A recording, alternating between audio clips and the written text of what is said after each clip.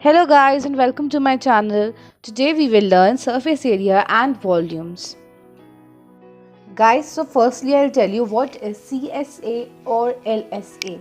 CSA stands for curved surface area and LSA stands for lateral surface area. Now let me explain it to you that what this means. Okay guys, so for now assume this cuboid or cube to be a room and the question says that you have to paint this. Now you will not paint the floor and the ceiling, right? You will only paint the four walls. So when we have to calculate the area only of the four walls, we calculate the lateral surface area. In case of the cylinder or all the curved surfaces or the figures, we calculate or we also call it as curved surface area. So in the cylinder, this is a curved figure, so the CSA would be only this part, not the bases, only this part. Alright. Moving on, the TSA is the total surface area. As you can understand by the name, total surface area means area of all the walls, okay, or all the surfaces. It is same for the curved surfaces as well as the dimensional, like the not curved surfaces. Before starting the formulas, let me give you an introduction to the figures or the shapes. So number one is cube. It has all the sides equal. The surface area, the total surface area is 6a square. The lateral surface area the lateral surface area is 4a square and the volume is a cube and a is the side of the cube.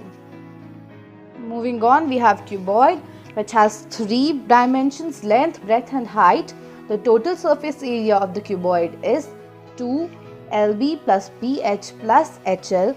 The lateral surface area is twice of height into length plus breadth and the volume is L into B into H. The next figure is a cylinder. It has two dimensions, which is the radius and the height.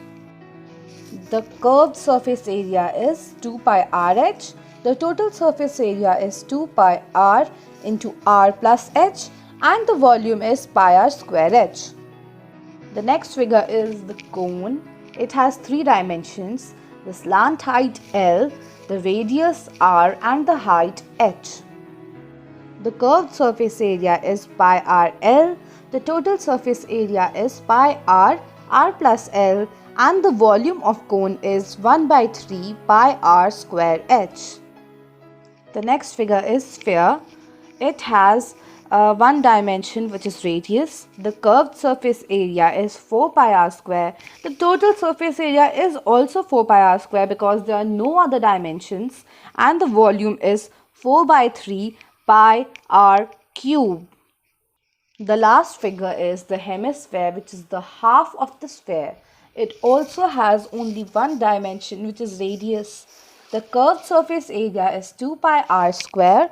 The total surface area is 3 pi r square and the volume is 2 by 3 pi r cube. Now I will provide you a list of formulas in a tabular form so that it is easy for you to learn. Okay guys, so let's start. Here are the shapes. Here is the CSA and the LSA. Here is the TSA and there is the volume.